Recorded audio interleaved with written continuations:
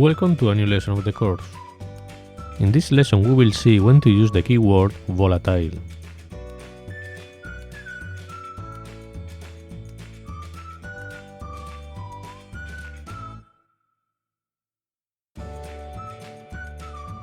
Create the project PO7 Volatile from the project PO6 GPIO ASM2. Follow the usual steps.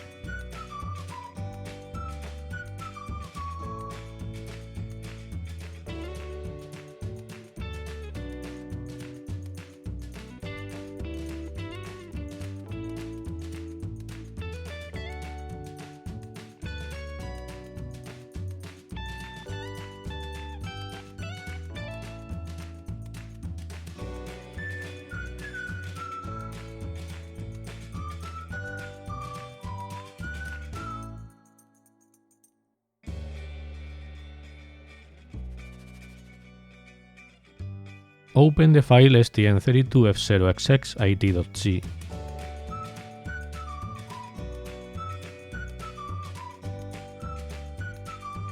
I am commenting out the ISR interrupt service routine sysdig handler.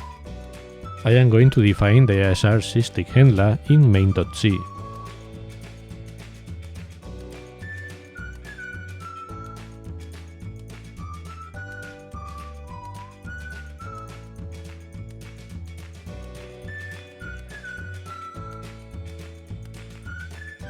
The idea is to have a variable called U32MyTickCounter that will be assigned in the main program with the milliseconds we want to wait for.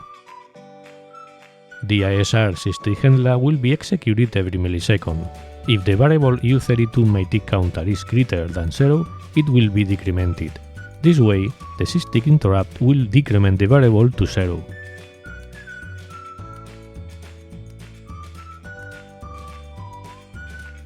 We will not use the function halt delay. In order to wait for 1 second, you have to assign to the variable U32MyTickCounter 1000, that is 1000 milliseconds, and wait for the loop until the sysdig ISR decrements the variable to 0. The same after the LED is off. Build and debug the program.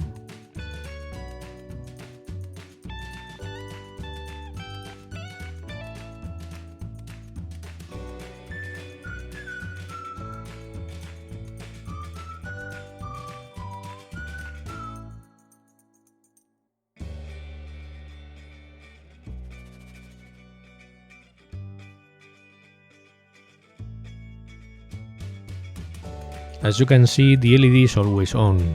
It doesn't work as expected.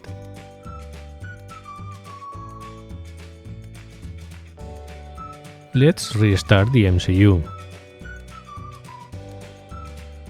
Let's activate the instruction stepping mode.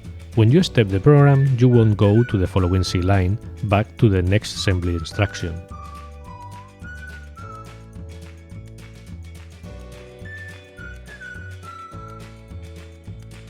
We can execute instruction by instruction.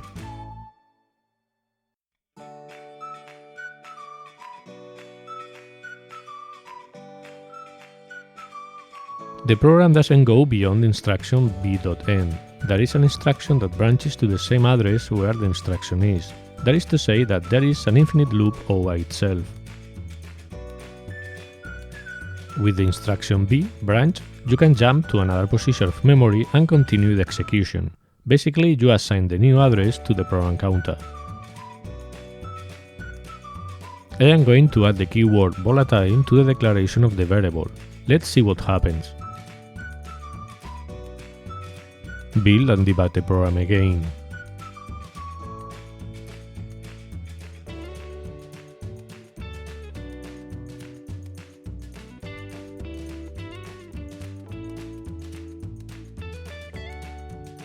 Now the LED blinks correctly.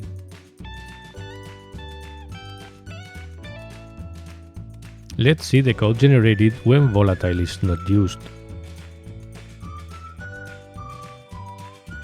Build the project and go to the file.list.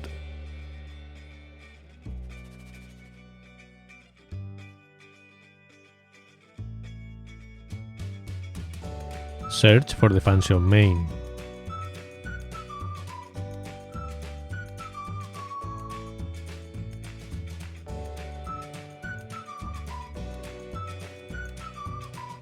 The last line of C code the compiler generates assembly code for is the assignment of 1000 to the variable. And the compiler generates an infinite loop with the instruction branch. The compiler tracks the variable u32myTickCounter. It knows that we have assigned it the value 1000 and immediately waits for the variable to get to 0. As this condition will never meet, according to the compiler, instead of generating our loop, the compiler has generated an infinite loop. With the keyword volatile, we instruct the compiler not to apply optimization to the variable u32myTickCounter.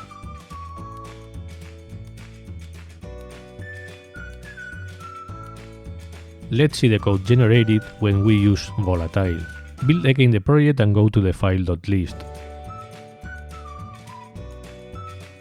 Now you can see how the compiler doesn't apply optimizations to the variable and it generates code for our loop.